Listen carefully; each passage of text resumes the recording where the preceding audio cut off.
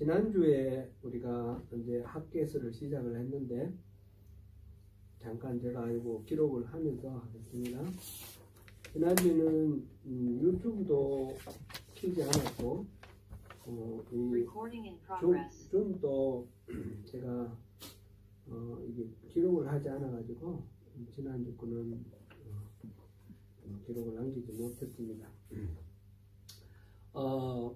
유다가 멸망한 게 몇 년이죠? BC로 587년. 이 자료에 따라서 여러분 설교를 듣거나 이렇게 하시면 586년 이렇게 말하는 데도 있고 587년 말하는 데도 있는데 그렇게 차이가 큰 차이 의미가 있는 건 아니니까 그렇게 이해하시고요. 우리는 587년으로 계속 해왔으니까 587년 하겠습니다. 그리고 한 50여 년이 지나갔습니다. 지금 예루살렘을 멸망시키고 유다를 멸망시킨 나라는 바벨론이었는데 바벨론이 대제국 바벨론을 물리치고 새로운 제국이 등장을 했습니다. 그게 메데 바사, 메데라는 나라와 바사라는 나라가 연합을 해서 이렇게 바벨론을 물리치고 결국 이제 바사가 통일을 해서 페르시아, 바사 성경에 그렇게 되어 있는데 우리 일반적으로 우리가 페르시아라고 알고 있는 나라죠. 지금 이란이에요. 이란. 이 페르시아가 이 바벨론을 물리치고 그 다음에 그 포로로 끌려와서 그 바벨론의 제국의 여러 도시에 이렇게 퍼져서 살고 있는 유대인들에게 고향으로 돌아가도 좋다라는 귀환령을 내렸습니다. 이게 이제 페르시아의 초대 왕 고레스의 귀환령. 그게 438년입니다. 538년입니다. 그러니까 한 50년 조금 그간이죠. 50년 지나서 그래서 538년에 고레스의 그 귀환령이 내리고 그 다음에 사람들이 이제 조직해서 살데일이 첫 번째 총독이었는데 살데일과 함께 많은 사람들이 유다로 돌아왔습니다. 돌아온 게 그게 이제 에스라스에 기록되어 있습니다. 에스라스에 기록되어 있고요. 그래서 536년부터 성전을 건축하기 시작했습니다. 성전 건축을 시작을 했는데 그 주변에 있는 나라들이 방해를 하기 시작합니다. 대표적인 게 사마리아입니다. 사마리아는 원래 그 북왕국 이스라엘이 있던 땅인데 아수르에 의해서 이 이스라엘이 멸망당하면서 많은 사람들이 죽고 그 다음에 포로로 끌려가서 그 땅 빈 땅에다가 다른 민족들을 데리고 와서 그곳에 채웠습니다. 그래서 강제 결혼식이고 혼혈을 정책하고 그런데 이제 혼혈 된 데도 있고 또는 그냥 이민족이 와서 이렇게 정착한 그런 경우도 있죠. 지금 이 총독 스알데일이 총독이고 스알데일의 아들이 스룹바벨인데 성전 건축의 책임자는 스룹바벨입니다. 스룹바벨과 대제사장 여호수아 이들이 성전을 건축을 하려고 하는데 그때 이제 이 사마리아에 있는 이민족들도 자기들도 같이 동참하게 하자. 자기들도 그동안에 거의 722년부터 시작해서 지금 530년이니까 한 200년 되잖아요. 200년 동안 그 땅에 살면서 우리는 여호와를 섬겼다는 거예요. 그리고 그 사람들이 가지고 있는 그 성경책이 지금도 있습니다. 발견됐습니다. 그 사마리아 경전 이렇게 말하는데 그 나름대로 여호와를 섬겼어요. 근데 이 스룹바벨과 여호수아는 그들이 동참하는 것을 거절을 했습니다. 왜 그랬습니까? 그거는 그들이 참으로 여호와를 잘 섬기는 그런 순전한 여호와 신앙이 아니었다는 것이죠. 민족적으로도 혼혈이 되어 있고 또 이민족이고 그들 스스로가 말하기를 우리가 그 옛날에 아수르의 에살핫돈 왕으로부터 강제로 이주당한 이래 우리가 계속 여호와를 섬겼다 이렇게 말을 하는데 이들이 이민족이기도 하고 그리고 이들이 여호와를 섬기는데 그거는 유대인들이 여호와를 섬기는 거하고 다른 거죠. 근데 일반적으로 그 당시에 이민족들은 신을 섬기는데 토착신이라는 게 있어요. 그래서 사마리아 땅에 왔으니까 이 땅은 여호와를 섬기는 땅이다. 그래서 여호와를 섬기는 거예요. 그러니까 만군의 여호와, 우주 만물을 창조하신 그런 만왕의 왕 여호와 하나님으로 섬기는 것이 아니라 이곳에 있는 뭐 훌륭한 귀신, 힘 있는 귀신, 이 정도로 여호와를 섬기는 거예요. 그러니까 이 성전을 건축하는 이 스룹바벨과 여호수아 입장에서는 저들하고 같이 우리가 성전을 재건 공사를 하면 우리의 신앙이 오염된다, 이렇게 생각해서 거절을 한 거예요. 거절당한 이 사람들의 입장에서는 모욕당했다고 느끼는 거예요. 그래서 온갖 수단 방법을 가리지 않고 이 성전 건축을 방해를 합니다. 특별히 이제 왕에게, 고레스 왕에게 편지를 써서 이들이 지금 성과 요새를 다시 건축을 해서 바벨론에게 반역을 꾀한다, 이런 식으로 이제 편지를 쓴 거예요. 이게 에스라 4장에 나오는데 거기에 보면 아닥사스다 왕에게 편지를 썼다 이랬는데, 아닥사스다 왕은 후대의 일입니다. 이거는 나중에 느헤미야와 함께 성벽을 건축을 할 때 그때 있었던 일인데, 이게 이제 좀 에스라서에서 기록을 하는 게 시기적으로 좀 혼동됐다, 이렇게 볼 수 있겠고요. 어쨌든 그때는 고레스 왕 때예요. 바로 귀환해서 바로 때니까 고레스 왕이 530년까지 고레스 왕이 있고, 그 다음에 캄비세스가 한 10년 정도 있고, 그 다음에 이제 다리오 왕이 이렇게 오는데, 지금 그런 식으로 해서 중단이 됐어요. 중단이 돼가지고 멈춰 있다가 지금 다리오 왕 2년에 이게 이제 BC 520년입니다. 이때에 하나님께서 학개라는 선지자를 통해서 성전을 재건축하라, 이렇게 명령을 내리신 거예요. 그걸 학개가 이제 기록해서 전했고, 이게 학개서의 내용입니다. 학개는 보면 보통 이 선지자들의 기록들은 굉장히 오랜 동안 선지자들이 활동을 하는데, 학개는 지금 맨 처음에 1장 1절을 보면 다리오 왕 2년 6째 달 초하루 6월 1일이죠. 그때부터 시작해서 2장 10절에 보면 다리오 왕 제2년 9째 달 24일 9월 24일, 이 동안에 4번 하나님께서 말씀하시고 4번 그거를 전하는 거예요. 한 4개월 정도, 6월부터 9월 말까지 한 4개월 동안 말씀을 듣고 전한 거. 이게 학개 선지자의 활동의 전부입니다. 지금 학개서 전부입니다. 그리고 이와 동시에 똑같은 말씀을 전한 사람이 있는데 바로 스가랴. 이제 학개 다음에 스가랴 나오죠. 스가랴도 다리오 왕 2년에 하나님 말씀을 받아서 전합니다.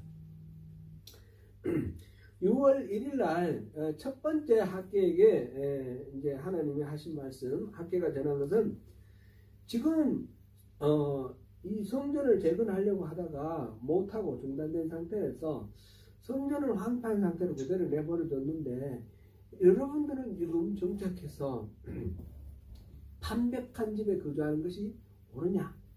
판벽한 집, 제대로 이제 벽을 바르고 제대로 집을 지은 그런 집을 말하죠. 성전은 저렇게 황무한데 여러분들은 집 잘 지어가지고 그렇게 편안하게 사니까 좋으냐? 그런 말씀을 지금 하십니다.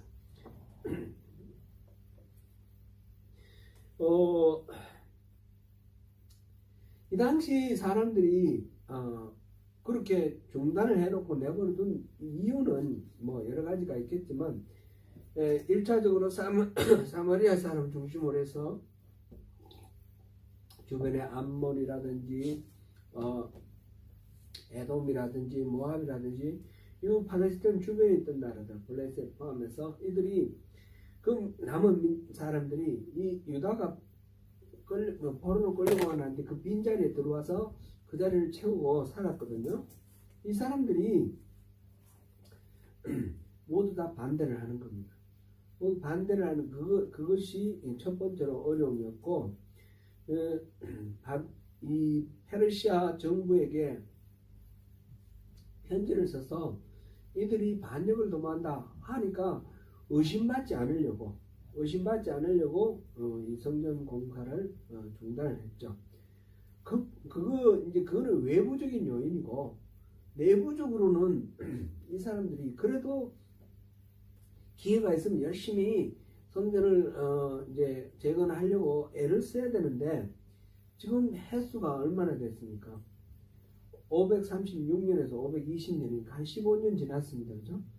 이렇게 지나고 난 뒤에 지금 모두들 성전을 잊어버렸어요. 성전 없어도 괜찮아요.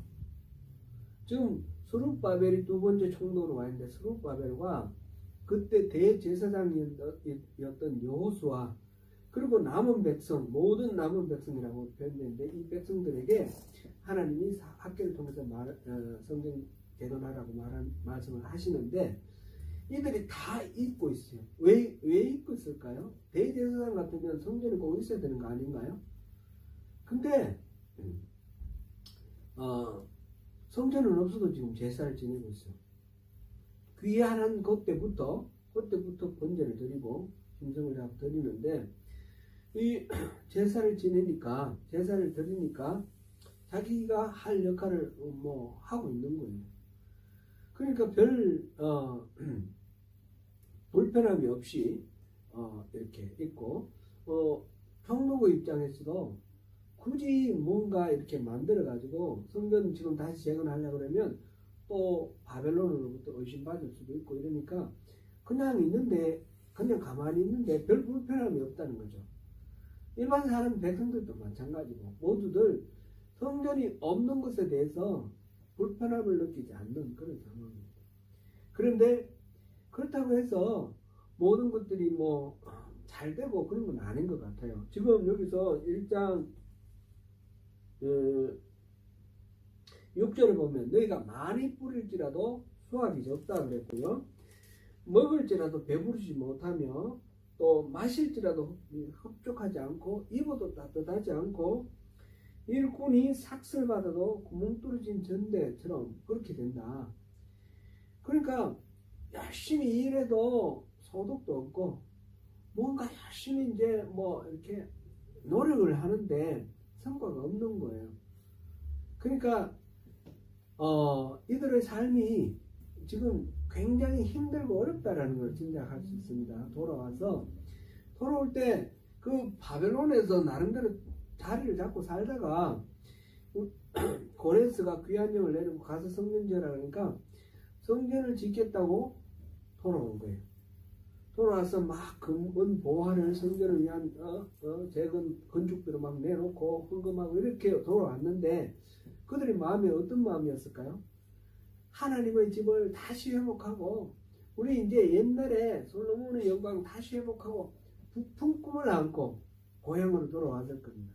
근데 실제로 돌아오니까 그것은 빈자리가 아니고 이민족들이 와서 자기랑 살고 있고, 그들과 싸우고 경쟁해야 되고, 농사를 또 밖에 나가서 이렇게 살다가 돌아왔는데, 땅을 개간해야 돼. 좀 황무지가 된 거 땅을 개간해가지고 씨 뿌리고 농사 짓고, 농사 짓는 게 그게 쉽습니까? 굉장히 어려운 거죠.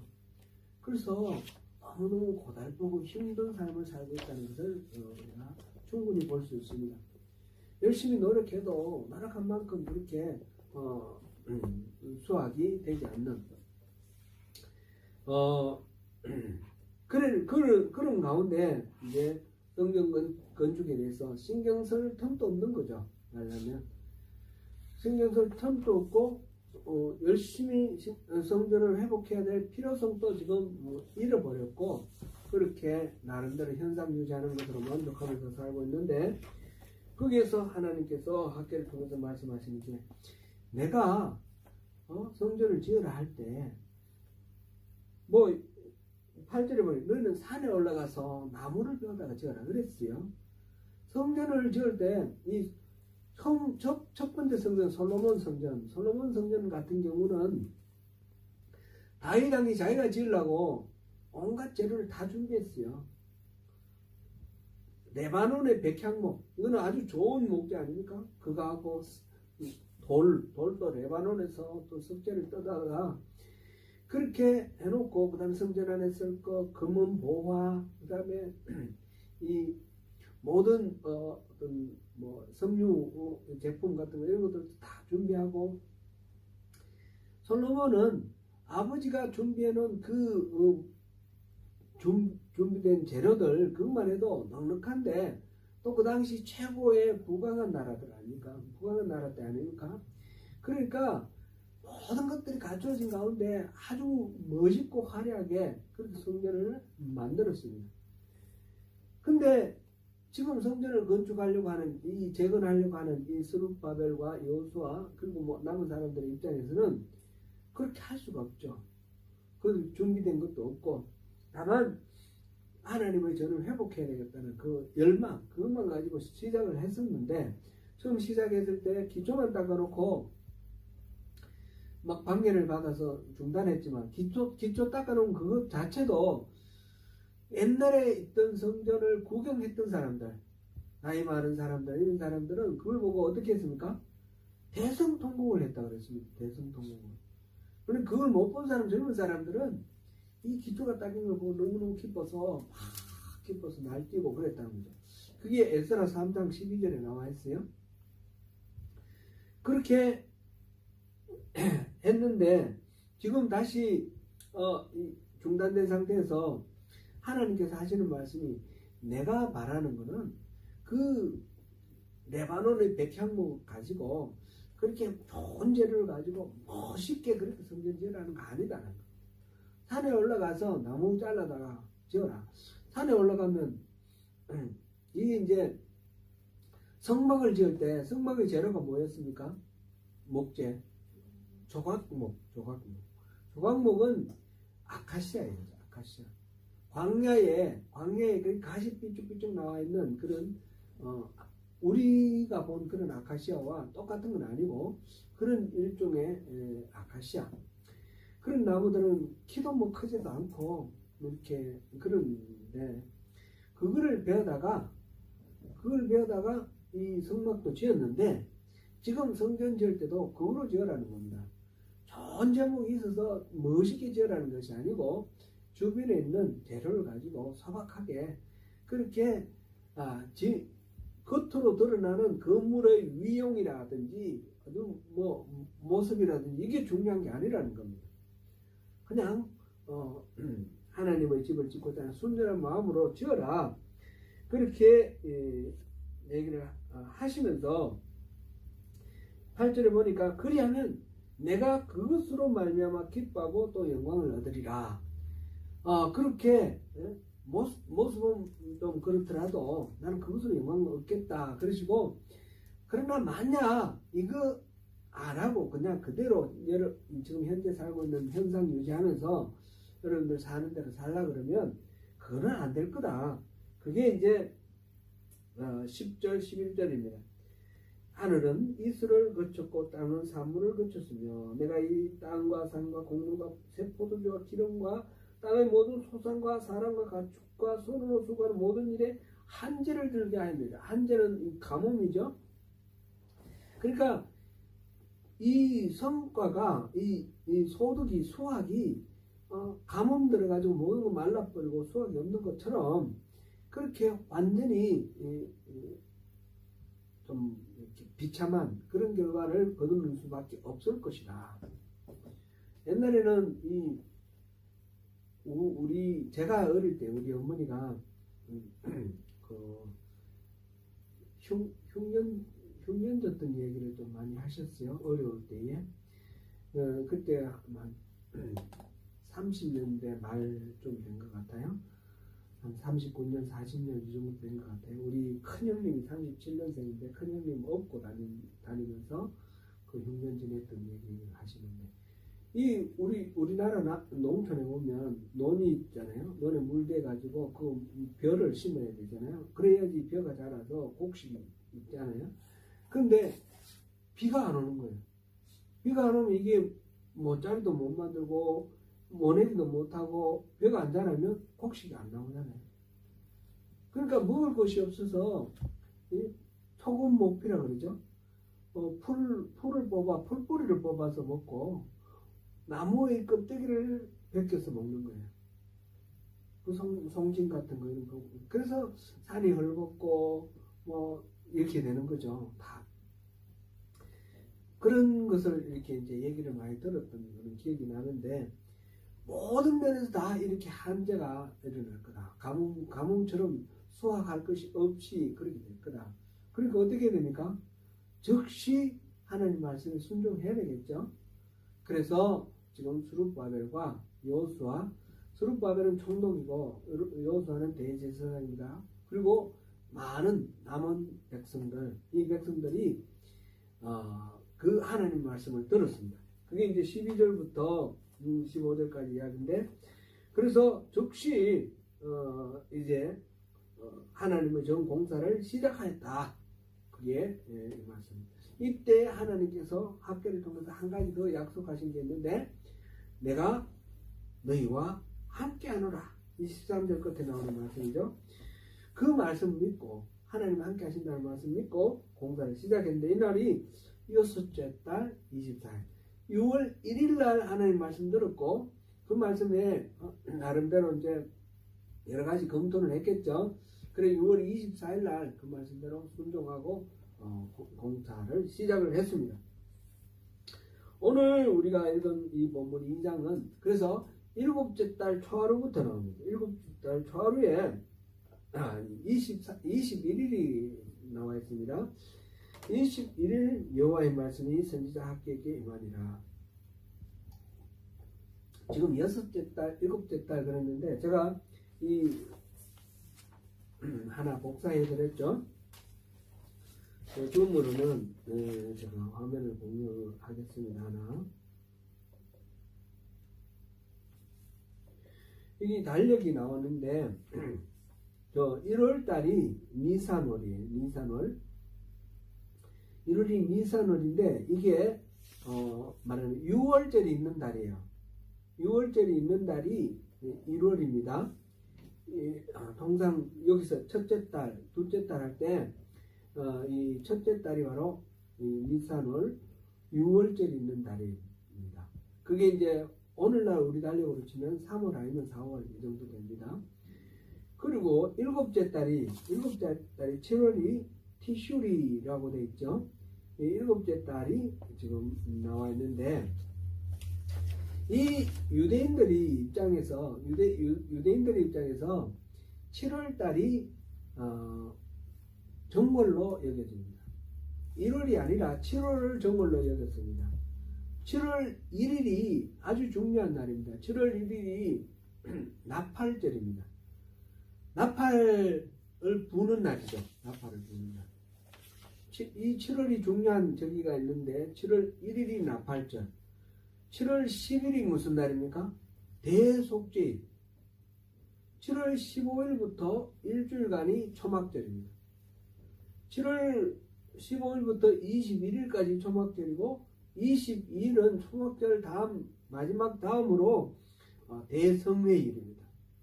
그래서 7월이 아주 중요한 정월인데, 한 해의 시작은 기본 공식적으로는, 종교력으로는 6월절이 출애굽했던 그런 해이기 때문에 이게 이제 1월이 되는 거죠. 6월절이 있는 달이 1월이 되는데, 민간 보통 백성들에게서는 7월달이 정월이 되는 겁니다. 7월달이 한 해의 시작이다.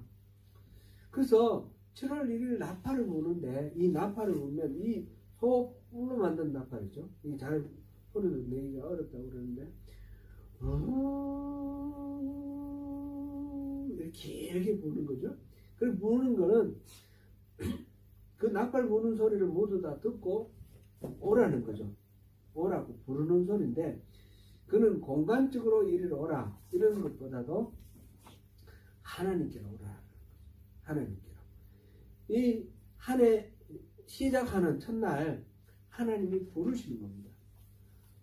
이스라엘 사람들이 일상의 삶 속에 있다가 하나님의 그 부르시는 나팔소리를 듣고 하나님 앞에 와서 하나님께 자기 삶을 다 이렇게 돌아보면서 죄에 대해서 고백하고 회개하고 이렇게 하는 날이 나팔절입니다. 그래서 10일날은 대속죄일, 속죄제를 드리죠. 민족을 위해서 속죄제를 드리고, 그 다음에 대제사장을 위해서 속죄제를 드리고, 그럼 가문을 위해서 드리고, 자기를 위해서 속죄 드리고, 모든 이런 속죄제, 전체를 위해서 속죄제를 드리지 않습니까? 이 성막에 안에 성소가 있고 맨 안쪽에 지성소가 있지 않습니까? 지성소에 대제사장이 들어가는 날은 대속죄일 1년에 한 번이라고 그랬지 않습니까? 그만큼 이 대속죄일은 중요한 날이에요. 7월 10일이. 그러고 난 뒤에 이제 15일 날 초막절을 드리는 거죠. 초막절 예배를, 제사를. 초막절은 말하자면 풀로 엮은 텐트라는 거 의미 아닙니까? 초막절을 다른 말로 장막절이라고 하고, 이날은 말하자면 수확하는 날인데, 그래서 다른 말로는 수장절 이렇게도 말 안 합니까? 수장절은 수확한 것을 갈무리한다 이런 뜻인데, 이 추수감사절인 거예요. 추수감사절. 추수감사절을 기념을 하면서 뭘 생각하느냐 하면, 우리가 이집트에서 노예생활하다가 출애굽을 했을 때에 우리는 40년 동안 광야에서 초막을 짓고 살았다. 그때 하나님께서 만나를 주셨다. 그거를 기억하는 날이 초막절인 거예요. 오늘날도 유대인들은 아주 열심히 그 율법을 지킨다고 하는 사람들은 초막절 일주일은 마당에 텐트를 쳐놓고 텐트에서 산다고 그래요. 지금도 그런다고 그러는데, 그 초막절을 그렇게 지내는 겁니다. 초막절을 일주일 동안 지내고, 그 다음에 그 21일 날 8일째 모든 사람들이 모여서 다시 성례를 갔는데, 지금 7월 21일 날 하나님께서 말씀을 주셨어요.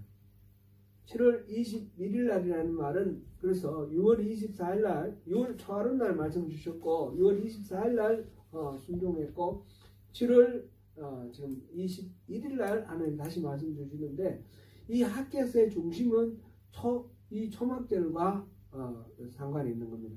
초막절을 준비하고, 초막절 날 이제 하나님의 말씀이 가장 핵심적인 하나님의 말씀이 학개에게 전해졌고, 초막절 다음 날 이걸 선포했겠죠. 그거는 여기 안 나와 있지만 21일 날 그 말씀을 듣는 겁니다.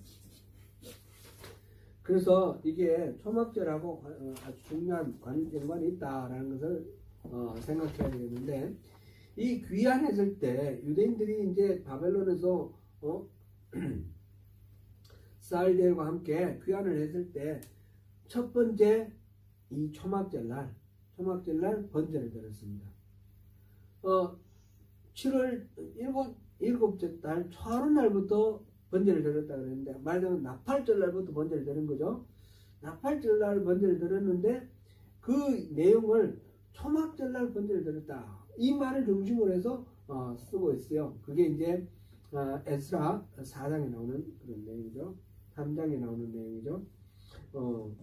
그렇게 초막절이 지금 중요한, 이 귀환한 이스라엘 백성들에게 중요한 그런 내용입니다. 이게 이제 신약에 보면, 이 구약에서 계속 이 초막절, 스가랴에서도 초막절을 지키지 않으면 이 민족이 망한다 그 말이 있고요. 신약에서도 보면 예수님께서 초막절 날 예루살렘에 올라가느냐 안 올라가느냐, 형제들이 막 왜 안 올라갔냐 이런 얘기하는 게 바로 초막절이에요. 그 초막절날 올라가면, 초막절날은 중요한 행사가 있는데, 하나는 그 실로암 우물에서 연못에서 물을 기르다가 성전에 가서 붓는 거예요. 이게 이제 말하자면 성령을 의미하는 겁니다. 이 물로 가지고 성령님께서 찾아주는 그런 내용. 그래서 이 물을 붓는, 성전에 물을 붓는, 그리고 그 초막절에 밤새도록 등을 키는 이 두 가지, 물 붓는 행사와 등을 켜놓는 행사, 이게 이제 초막절의 중요한 행사입니다. 바로 온 땅을 밝히는 하나님의 빛 대신 하나님의 그 임재하심, 성령으로 임재하시는 거예요. 이 촛불도 성령이고 이 물도 이 성령인데, 신약 시대에 예수님 당시에 그 초막절에 대한 이야기도, 행사에 대한 이야기도 그렇게 기록되어 있고요. 초막절은 그렇게 의미가 있는데, 지금 바로 이 초막절에 오늘 2장 말씀이 선포가 된 겁니다. 2장 말씀 선포가 되는데, 학교에게 하나님 말씀 하시는데 세 가지 질문을 하셔요. 세 가지 질문이 지금 3절에 나옵니다. 지금 누구에게, 이 듣는 사람이 지금 누구라고 되어 있습니까? 스알디엘의 아들 유다 총독 수룹바벨, 여호사닥의 아들 대제사장 여호수아, 그리고 남은 백성, 이렇게 되어 있습니다. 이거는 지금 계속해서 반복해서 이 말을, 하나님 말씀 듣는 사람을 그렇게 표현하고 있어요. 그렇게 해서 말을 하는데 세 가지가, 3절 같이 한번 읽어볼까요? 너희 가운데 남아있는 자 중에서 이 성전의 이전 영광을 본 자가 누구냐? 이제 이것이 너희에게 어떻게 보이느냐? 이것이 너희 눈에 보잘 것 없지 아니하냐? 세 가지로 질문을 했는데 결론은, 너희들 보기에 이 성전이 어떠냐? 지극히 보잘 것 없고 초라해 보이지. 그런 질문이에요. 그죠?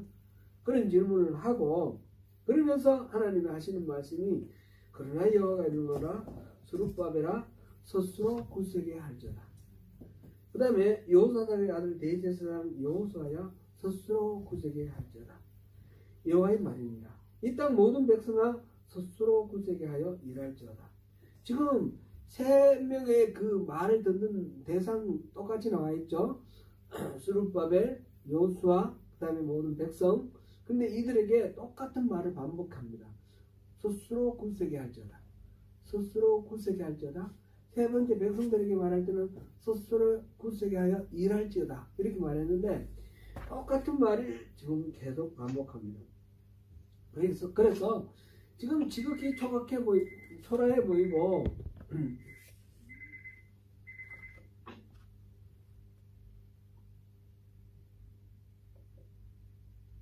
잘못됐네.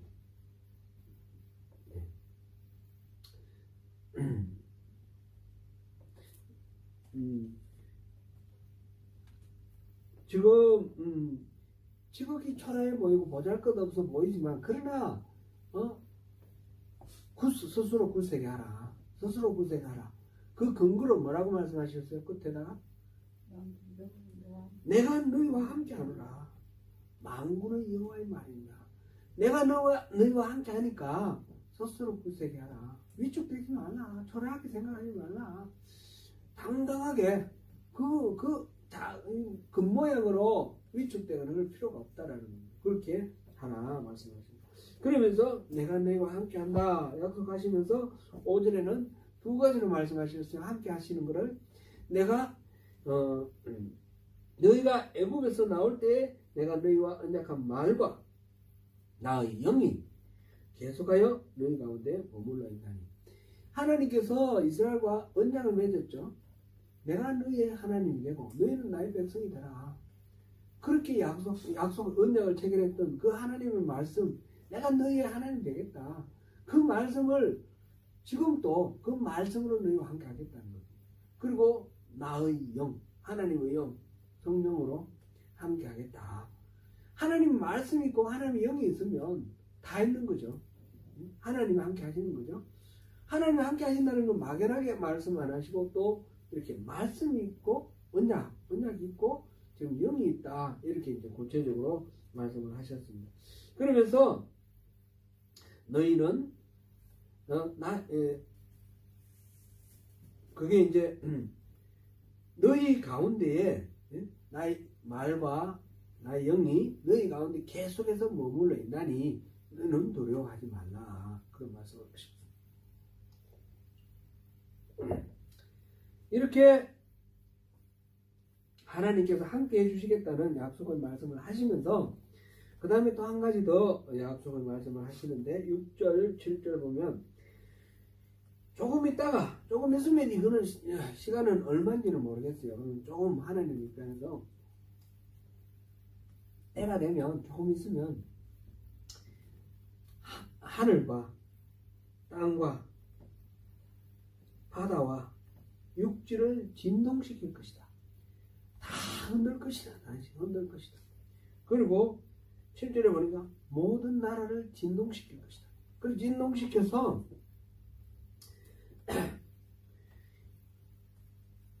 보배가 이르리니, 모든 나라의 보배가 이르리니 내가 이 성전의 영광이 충만하게 하리라. 지금 온 땅과 하늘과 바다와 육지 다 흔들고 온 나라를 다 흔들어 가지고 막 흔들면 온 세계에 있는 보배들이, 온 땅의 보배들이 다 몰려와서 예루살렘에 올 거라는 겁니다. 이 성전에 올 거랍니다. 그리고 이 성전이 영광을 나타낼 것이다. 영광이 충만하게 그렇게 내가 하겠다. 그 말씀을 하십니다. 이 땅을 진동시켜서 어떻게 보배가 흘러오나? 그런 생각이 드는데, 이 보배라는 말은 다른 말로 지금 제가 가진 성경에 보면 주술이 붙었는데 사모하는 것이 이렇게 되겠습니다. 그렇게 해도 되겠습니다. 온 세계에 사람들의 사모하는 것이 이 성전에 오겠다. 모든 사람들의 관심, 모든 사람들의 소망, 모든 사람들의 그 꿈과 희망이 이 성전에 계시는 하나님께로 집중될 거다. 그런 의미입니다. 세상의 모든 보물들이 다 성전에 온다. 이거는 뭐 금은 보화 뭐 이런 것들이 온다. 이런 겉으로 뭐 1차적으로 그런 것 같아요. 그 이전에 보면 이스라엘이 어려울 때 성전에 있는 금은 보화 다 떼가지고 이제 갖다 바치잖아요. 그죠? 이게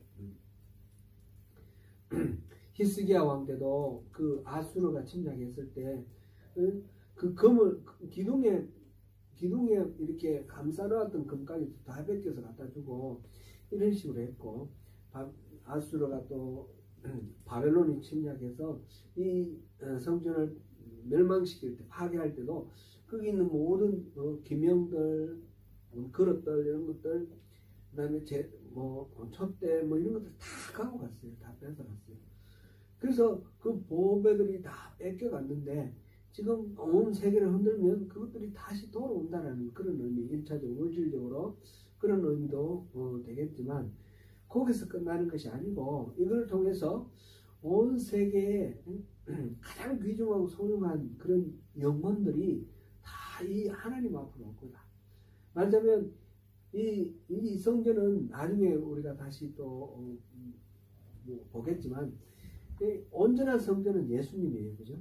온전한 성전 예수님이시고, 예수님이 우리 안에 계심으로 우리가 성전이고, 우리가 모인 이 교회 안에 하나님이 계심으로 교회가 성전인 거예요.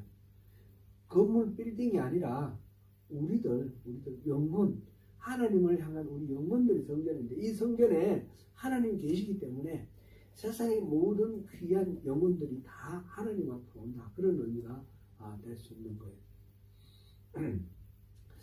땅을 흔들면 어떻게 이렇게 몰려올까? 제가 이제 생각을 해보니까 떠오르는 이미지가 있어요. 떠오르는 이미지가 있는데, 시골에서 제가 자랐으니까 농사 지을 때 우리 어머니가 키즈라는 거, 여러분 키즈라는 거 보셨어요?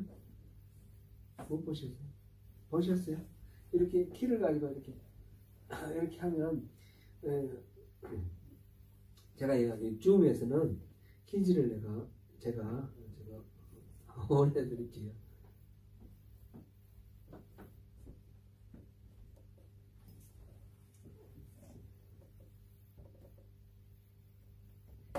제가 아까 지금 올려놨는데,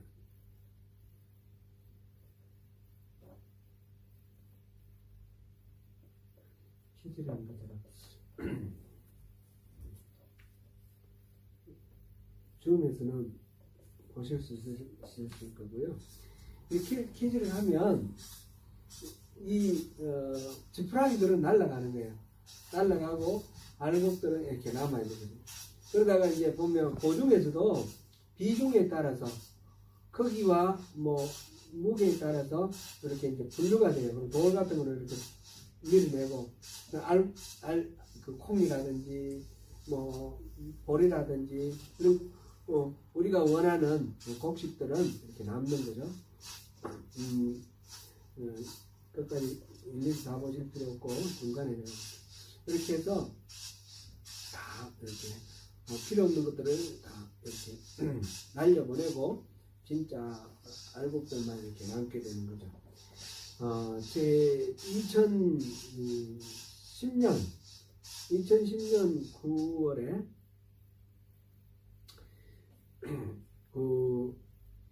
우리가 크라이처치 살 때에 지진이 났어요.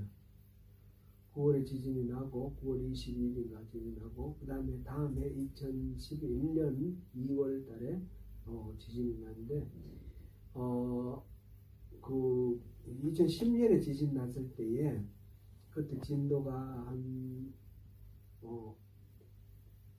5.8 이렇게 됐는데 굉장히 많이 흔들렸는데 다행히 한 사람도 안 죽었어요. 사망자가 없이 다친 사람이 있었는데 근데 그 다음에는 한번 흔들렸던데 다시 흔들려가지고 168명인가 그때 이렇게 사망했던 큰 지진이 있었어요. 그때 이제 첫 번째 지진이 일어났을 때에 우리 교회에서 그때 마침 부흥회를 계획했어요. 부흥회를 계획해서 본 강사님이 비행기 타고 오시는데 지진이 난 거예요. 지진이 나면 그 다음에는 사람들이 모일 수가 없어요. 그럼 부흥회는 무산됐죠. 부흥회는 무산됐고 그다음 조금씩 이제 소규모로 구역 예배처럼 이렇게 모여서 이제 부흥회는 아니지만 이렇게 말씀 듣고 은혜 나눴는데 그때 오신 강사님이 저 광주에 계시는 예향교회 이길수 목사님이신데 그분이 이제 오시다가 지진이 났다니까 비행기 안에서 말씀을 원래 준비했던 말씀 아니고 다른 말씀을 전해주셨는데 우리 한번 같이 찾아볼까요? 히브리서입니다.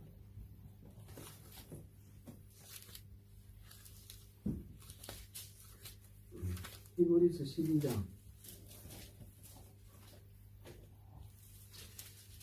12장 25절부터 28절까지 한번 읽으면 될 것 같아요.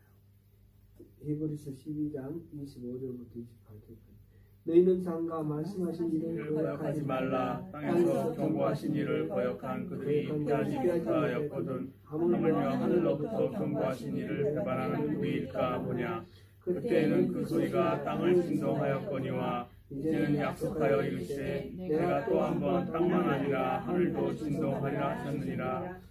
또 이 한 번이라 하심은 진동하지 아니하는 것을 영전하게 하기 위하여 진동할 것들 곧 만드실 것들이 변동될 것을 나타내심이라.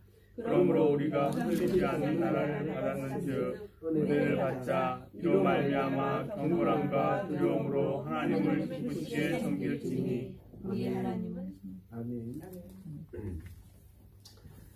이 말씀을 가지고 이제 말씀을 전해 주셨는데 굉장히 참 은혜가 많이 됐습니다. 지진은 물리적인 이 어떤 현상인데 이거로 인해서 우리가 막